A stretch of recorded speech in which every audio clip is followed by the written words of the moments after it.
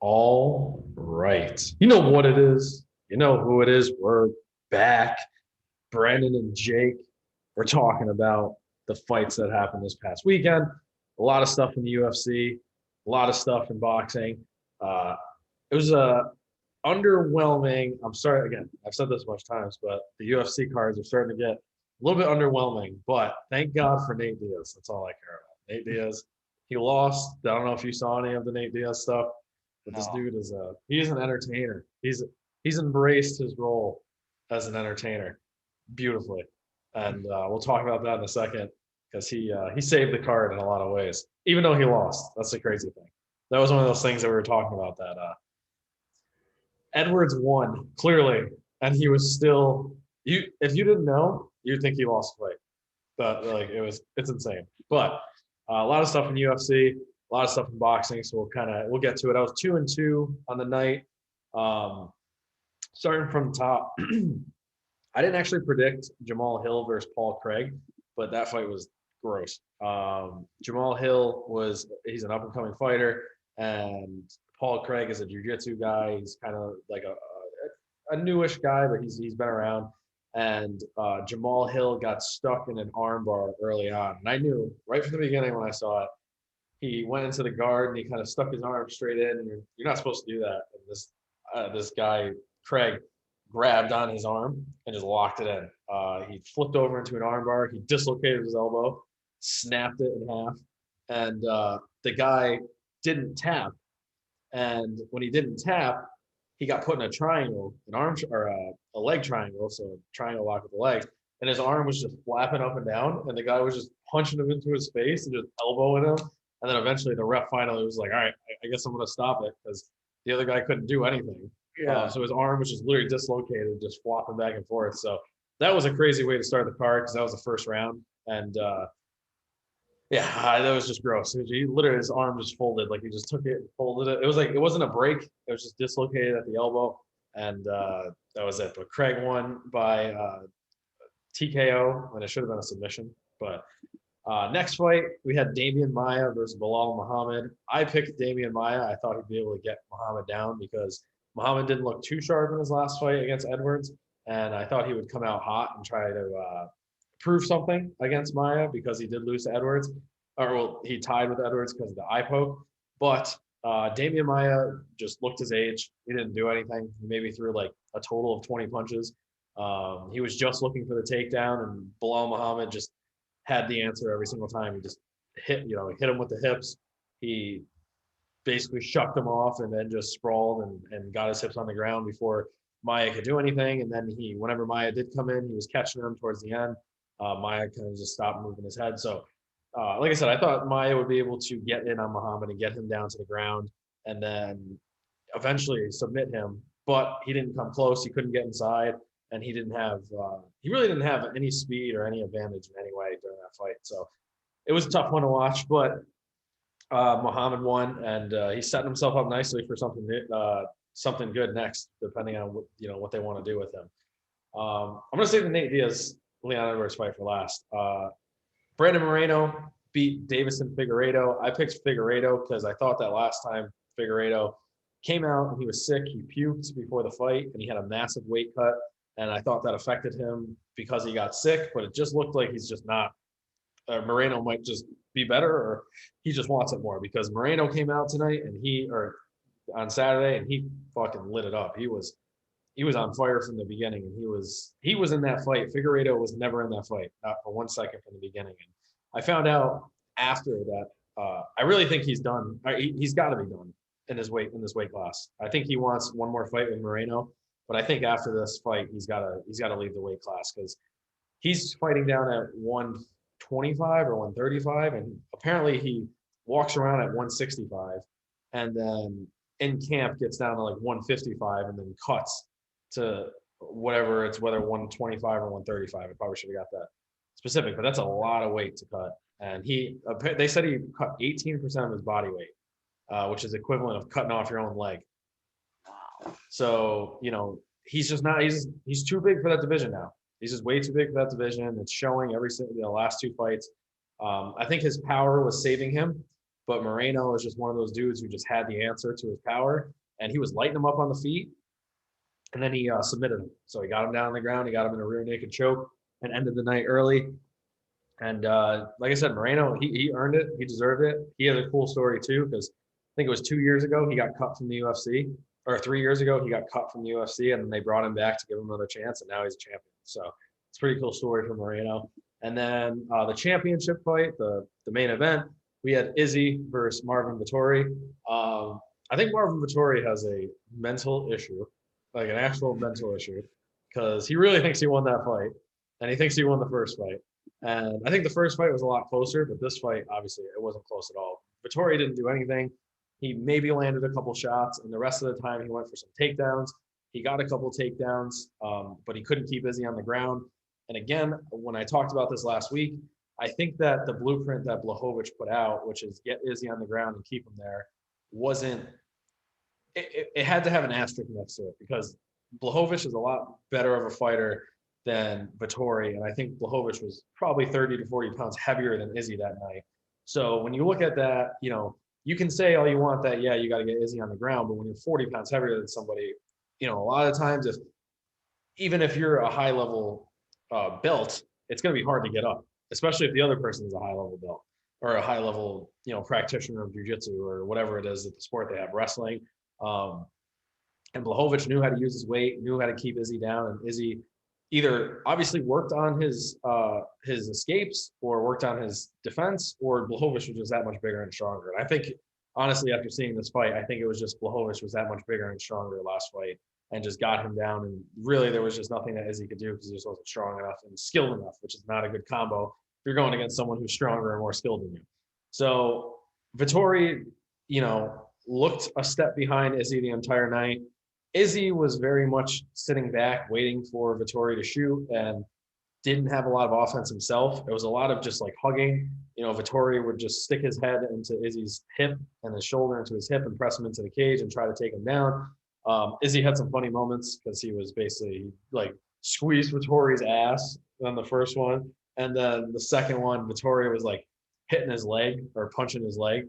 And Izzy was just kind of like faking that he got hit and screaming and yelling. But again, it was just an underwhelming fight. It was just kind of stupid. And Vettori, I think it was 50-45 across the board for unanimous decision. And Vettori was like, "Oh, I won that fight" to Izzy at the end. And he was like, "All right, whatever." And Vettori, I don't know. I think Vettori should have been more aggressive because he had Izzy on the ropes a couple times, and he probably, if he just attacked him a little bit more aggressively, he probably would have had some more chances in that fight, but he couldn't keep him on the ground when he did get him there, and he couldn't outstrike him, which is obviously not a good combo for beating someone. So we'll get to the fight of the night easily.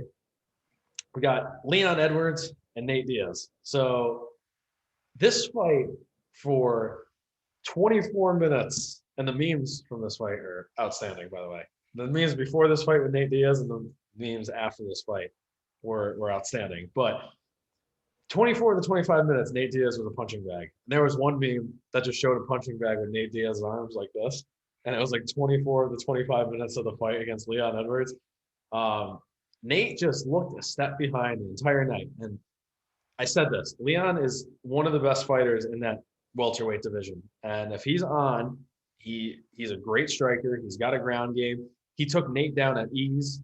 He even hit Nate with a couple tie takedowns with like the hip hit, and then the leg kick sweep. He like just took him down just to take him down, just to show he could do it. He was just showing all aspects of his game.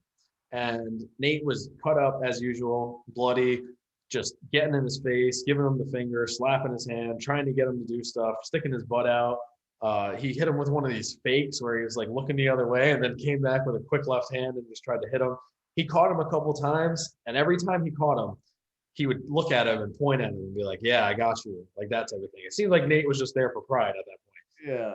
So last minute of the fifth round, Nate hits him with the Stockton slap with the right hand, comes across with an ugly ass left that catches Leon right on the chin. Did you see it? No. So catches Leon right on the chin. This dude was out on his feet, and Nate just stops and points at him and laughs at him.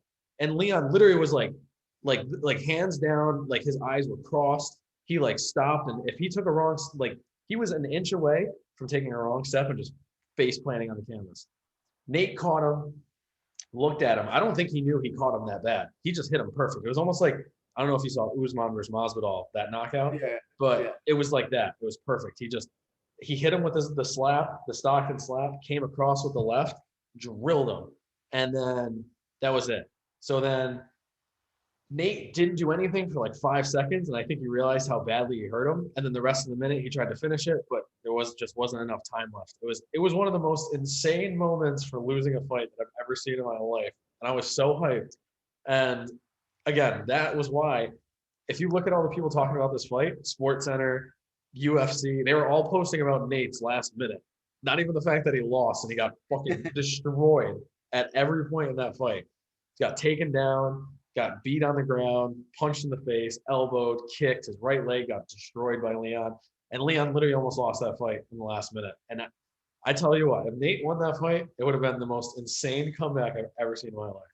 But that was easily the most exciting fight of the night. Anytime Nate Diaz is on there, like I said last week, Anthony Smith said it. He was like, if there's at any point, if Nate Diaz is cooking, it doesn't matter. He's going to pay pay-per-view money to watch that dude do what he does. But so, like I said, 2-2 on the night. I picked Izzy. I picked Leon Edwards. I also picked Figueiredo, and I picked Maya. Some upset wins, but 2-2 on the night, not bad.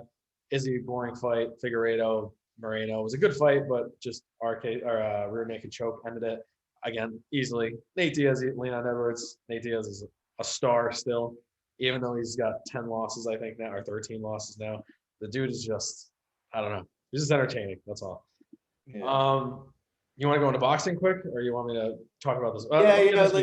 Let's just get this Stevenson fight out of the way, because it was disappointing. And honestly, I didn't get to watch the fight because I had a bunch of cancellations, so I had a day off for the first time in months. So we went to the beach, so I didn't get to see the fight. I read everything. I read what Andre Ward was saying about him not being aggressive, like he wasn't taking the fight to the dude.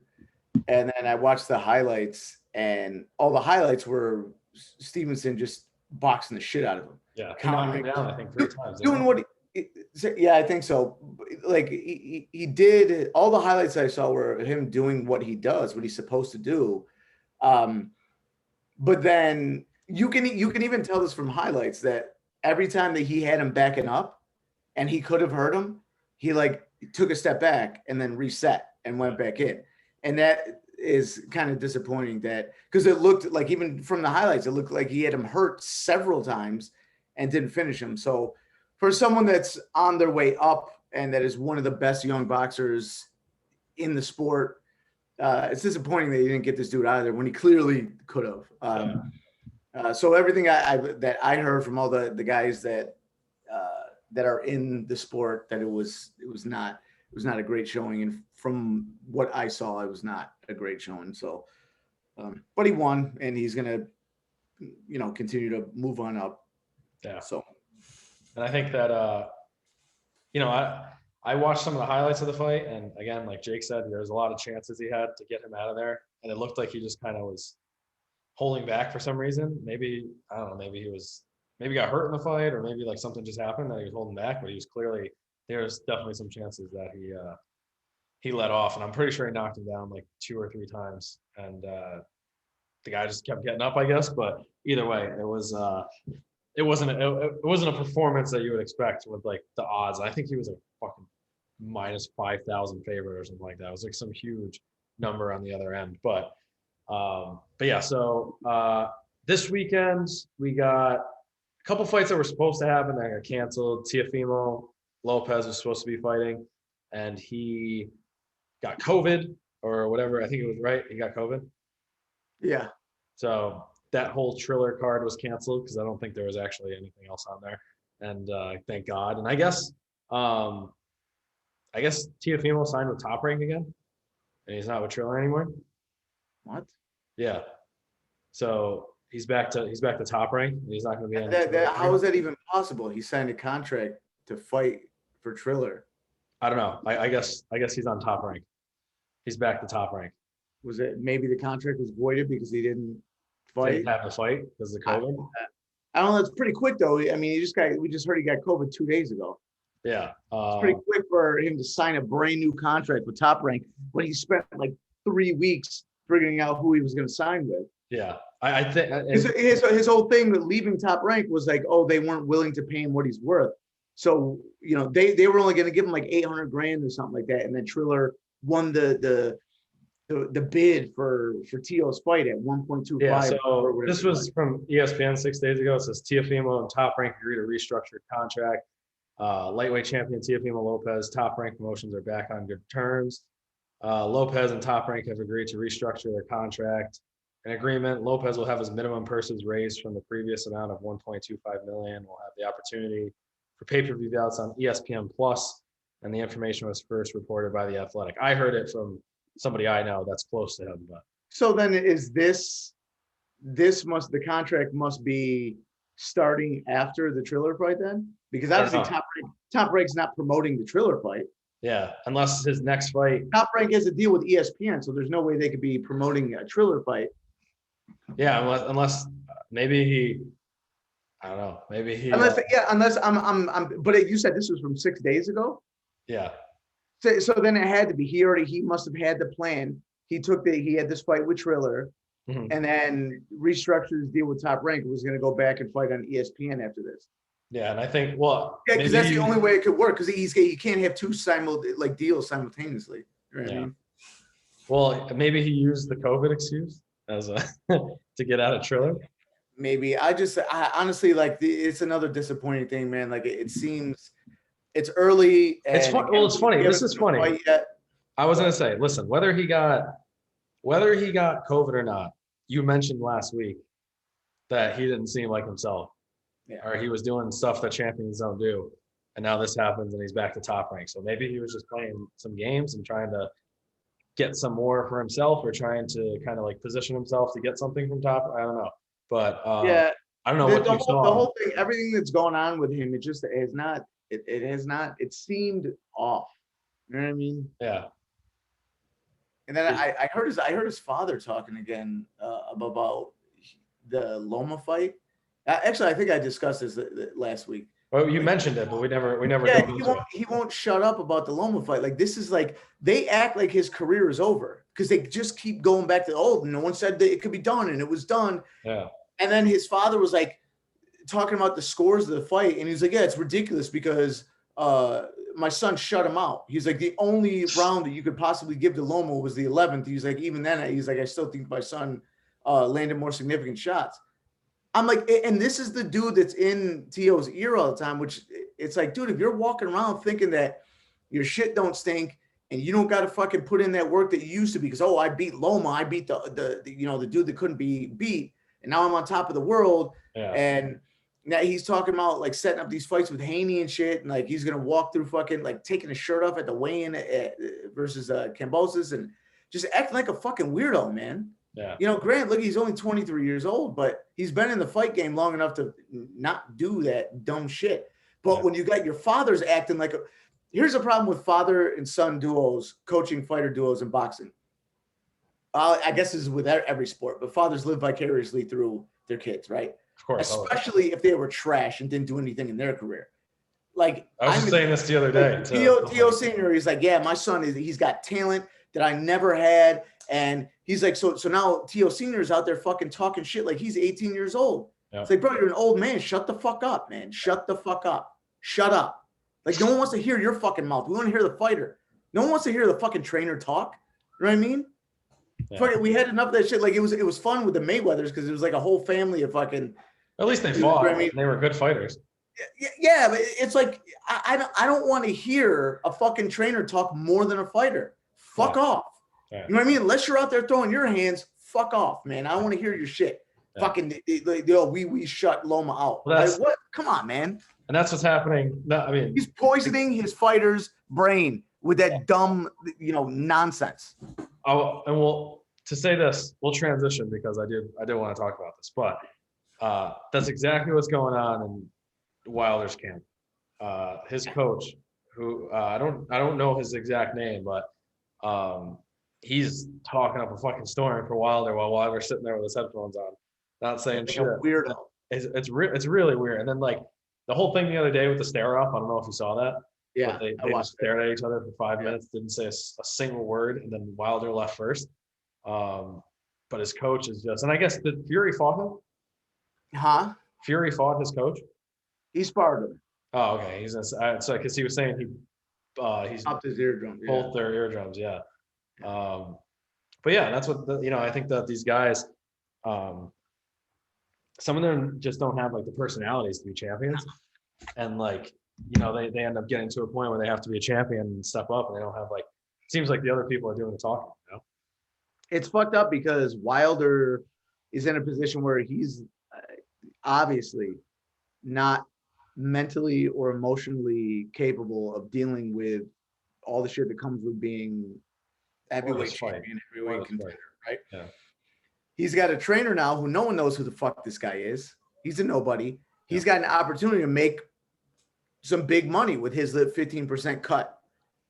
And so he's talking all this shit, talking him up, knowing that, you know what, this guy is, it doesn't look like he recovered. There's something clearly wrong with him, but, I'm going to talk him up. And I can tell you this from the few stare downs that I've been in and like the sparring wars I've been in with other pros and like the way like shit talking is done and all that. And I've been in a lot of fights in my life, a lot of fucking fights, man. I've done a lot of shit talking. And so I'm pretty good at reading body language when someone's ready to fight. Mm-hmm. This dude Wilder with his fucking headphones on. First of all, I'm almost positive that they rehearsed him taking the sunglasses off. He took them shit off slow, like fucking Tom Cruise in Top Gun. You're like this and stared up on him. It was like, and immediately when he did that, I was like, dude, this guy's trying too hard. He's doing way too much, man. And he's got the headphones on, and you can see like Fury, he's doing the shit where he's like sort of bobbing back and forth. I mean, he's nice and loose. And Wilder is so still. Like usually, right? If you're standing still and you're relaxed, naturally your body sort of waves back and forth, right? That's just the natural movement of your body. This dude wasn't, he was like a statue, which means he was tense, which means he didn't want to fucking be there because he's scared and there's something wrong with his fucking head. And then he goes up there, like, did you hear his little rhyme that he said before he stopped talking? He was like, there's nothing more to be said. Off with his head. On come July 24th, there will be bloodshed. And then I was like, nope. There's something wrong with this guy. There's something go wrong down with by the bay and eat some hay. What do you say? We just may. Yeah. It's like he was trying to like he was doing a Muhammad Ali impression and a terrible job of it because you're not. So yeah, he's got people in his camp now that are just taking advantage of him. They're like, I'm gonna make some money off of this dude. And anyone that's been around boxing long enough knows that he's not learning how to box in 18 months. No. We all know that. Okay. 2, that the shit that he said, like, there's no way he's recovered from that shit in the last 6 months or whenever he put that stupid fucking video out in the elevator. The guy's out of his fucking mind. Yeah. He needs time away. He clearly needs to, like, he needs other people around him that are trying to help him instead of fucking leech off him. And honestly, I think Wilder comes across as a really dumb guy. And I think people are taking advantage of his stupidity.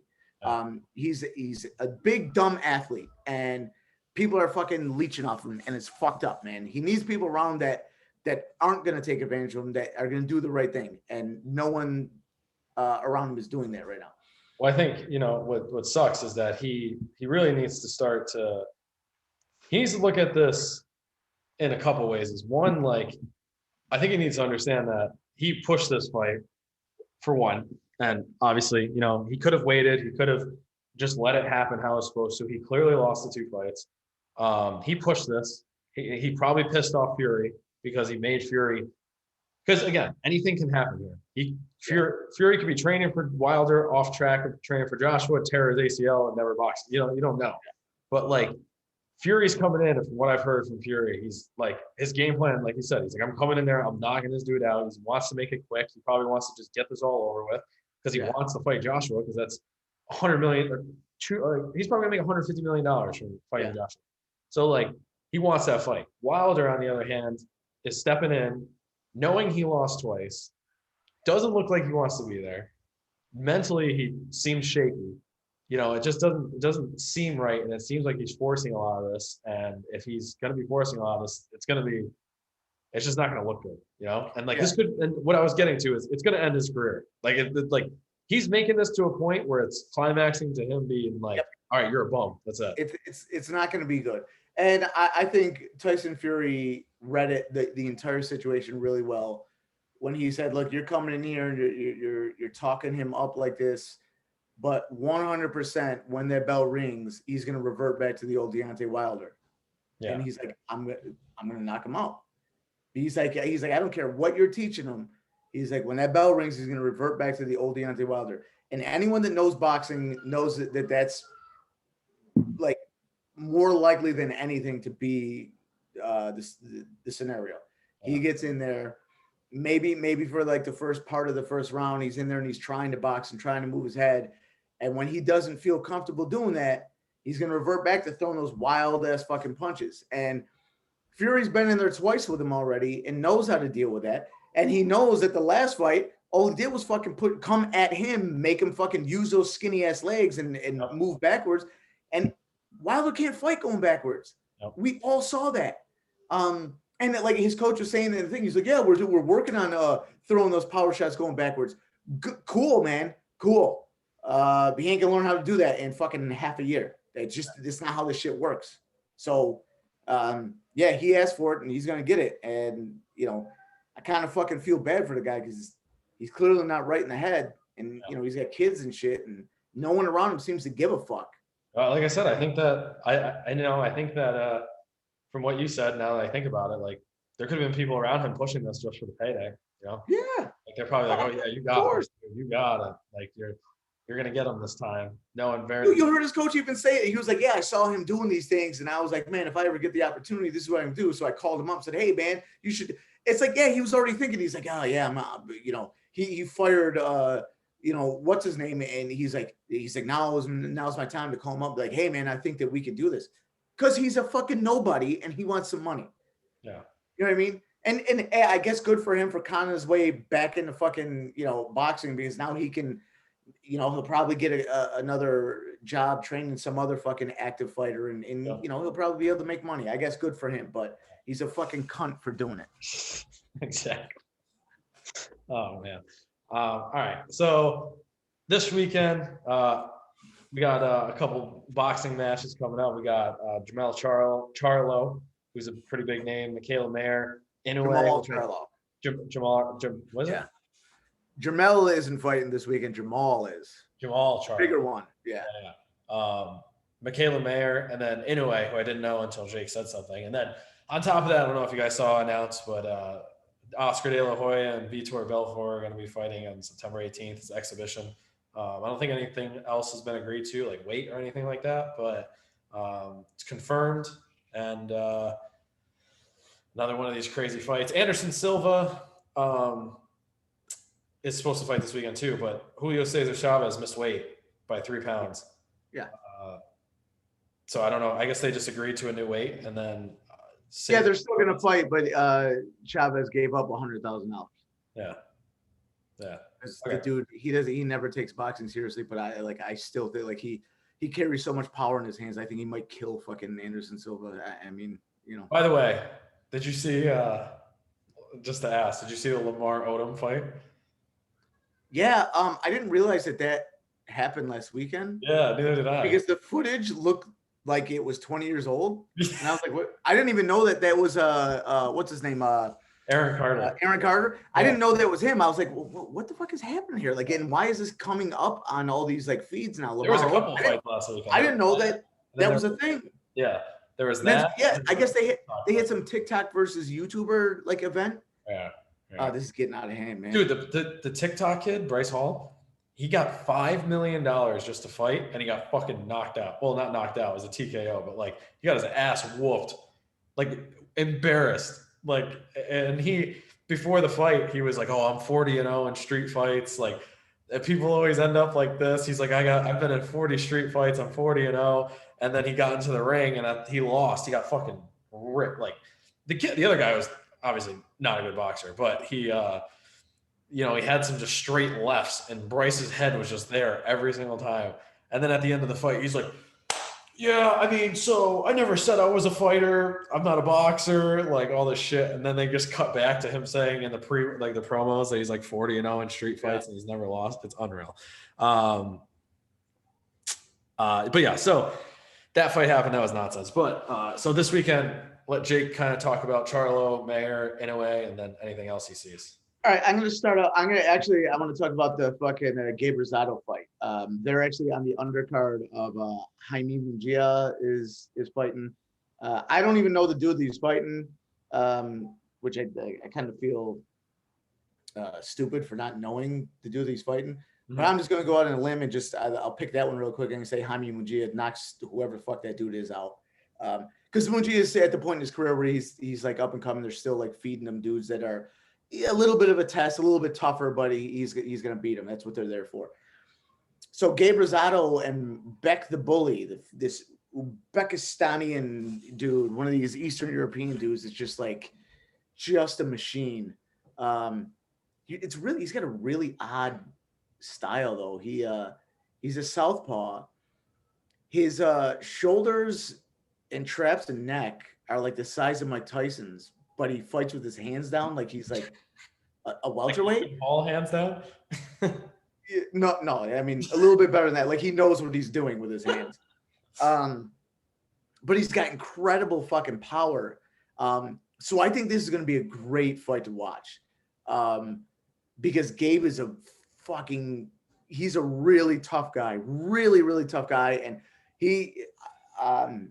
we talked about this way after the fight happened, but when Rosado fought Danny Jacobs, I actually thought that Rosado may have won. Like if they scored it for him, I wouldn't have had a problem with it. Like he boxed so well against Danny Jacobs. So Gabe's a hell of a fighter and he's super tough, but this dude fucking Bektemir is just a he's one of these Eastern Europeans. He looks like the Terminator.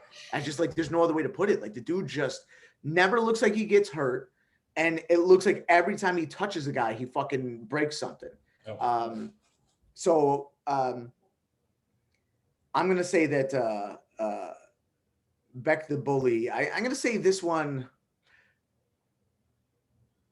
Aside from a bad cut or something ending it, I'm going to say it does go the distance. I'm going to say Gabe fucking is able to box his way to the end.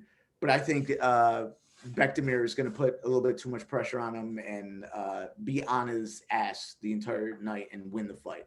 But I think it's on DAZN. I think definitely check it out. I think it's going to be a great fight.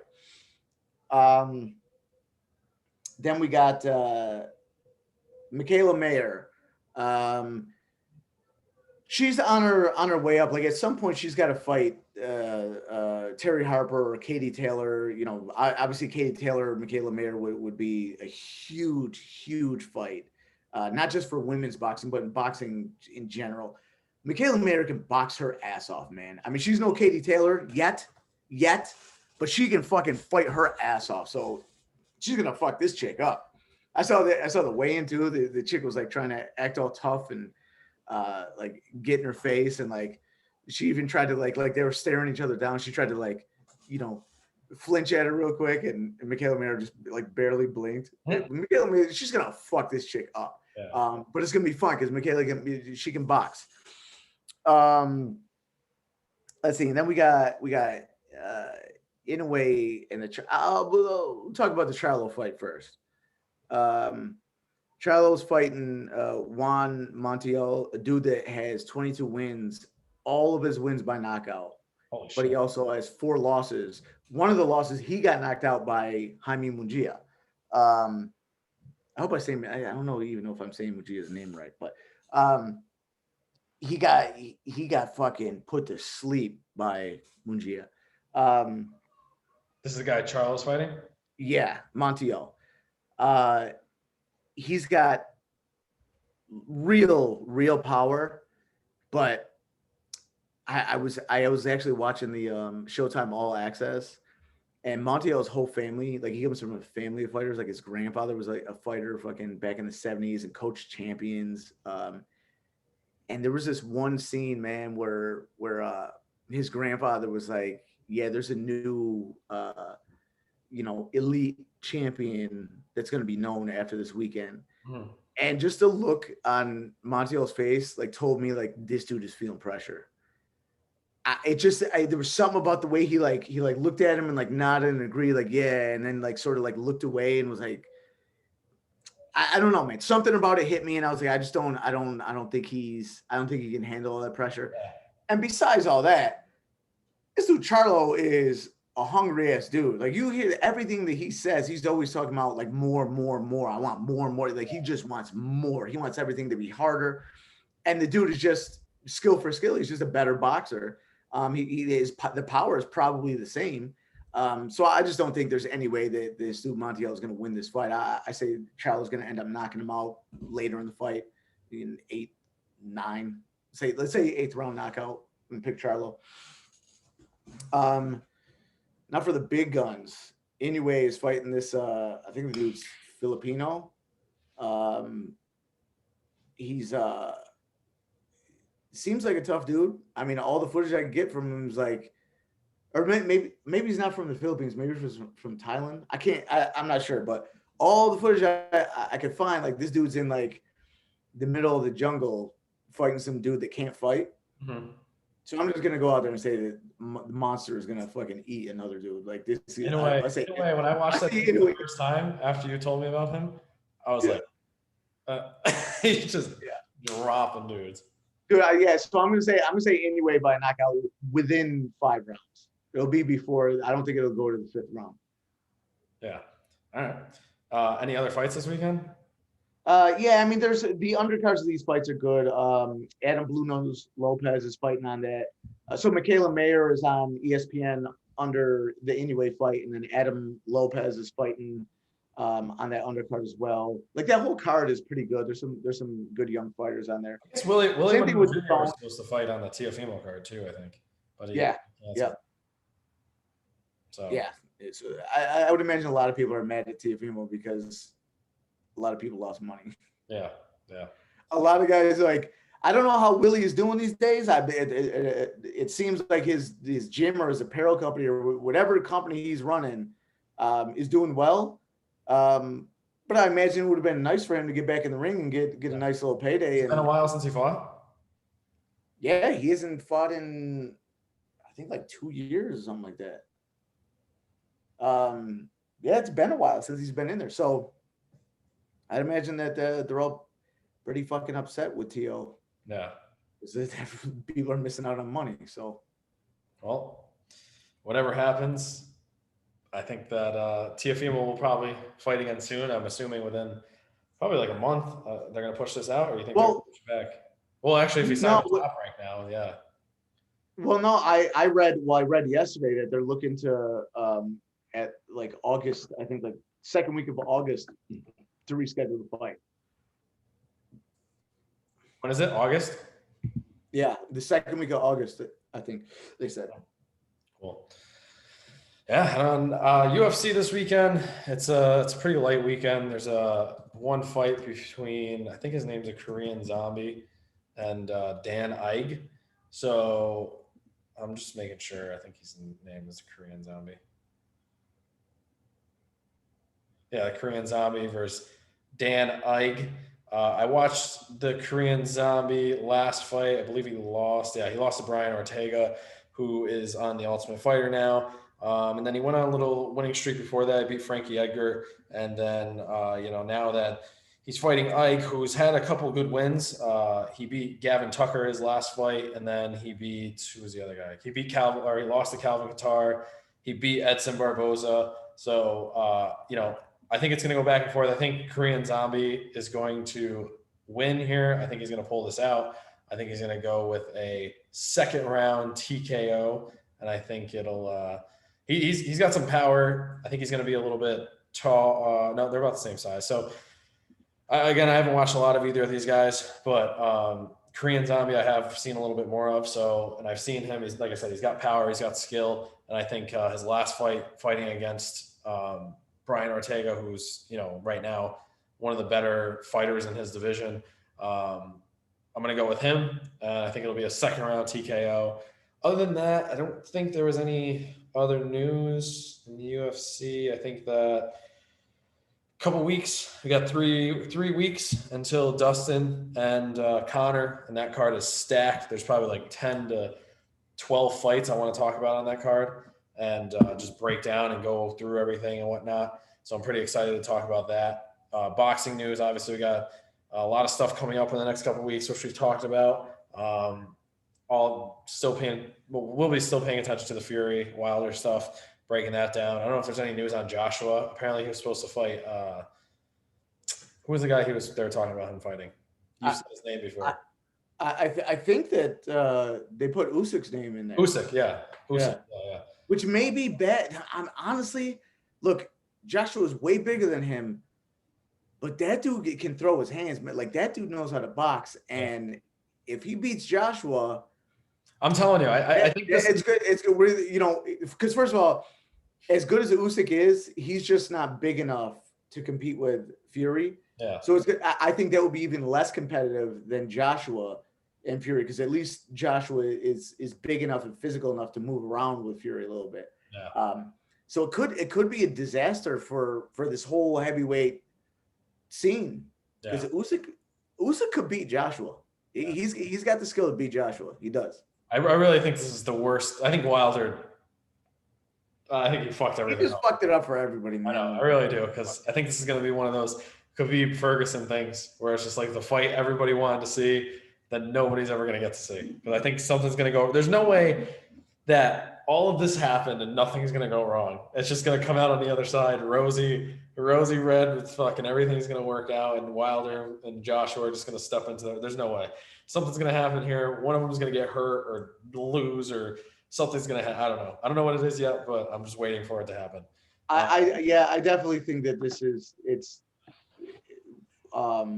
we're less likely to see the Joshua Fury fight now. It sucks. It sucks because that was one. And it feels that way just because of how boxing works. Like, fans will wait around for a good fight for a while, but at some point, especially nowadays, like, this isn't like Mayweather Pacquiao. Like, back then, there wasn't like all these dumb exhibitions going on in between. I mean, people were like, yeah, I'll watch all these other fights, and just there's this build up for Mayweather Pacquiao. Like, yeah, there's still people who wait around for fights, but it's like, like, their short attention spans will bring them somewhere else, and eventually people will forget that Joshua and Fury were ever supposed to fight. You know what I mean? Yeah. And I think that, I mean, that's it. It sucks. I hope it doesn't get to that point, because I definitely want to see this fight, but it's leaning towards that for me. But yeah, so I think that's it for the weekend. Again, we recapped 263 here, talked about Shakur Stevenson. Jake broke down the fights this weekend: Jamal Charlo, Michaela Mayer, and Inoue. And then we'll talk about the fights coming up. Like I said, a couple weeks. We got Connor versus Dustin. As much as I want it, I'm going to talk about that fight. I might keep my prediction to myself, but we'll see. And we'll go from there. But thank you guys for tuning in. If you've listened this far, we'll see you guys next week. Peace.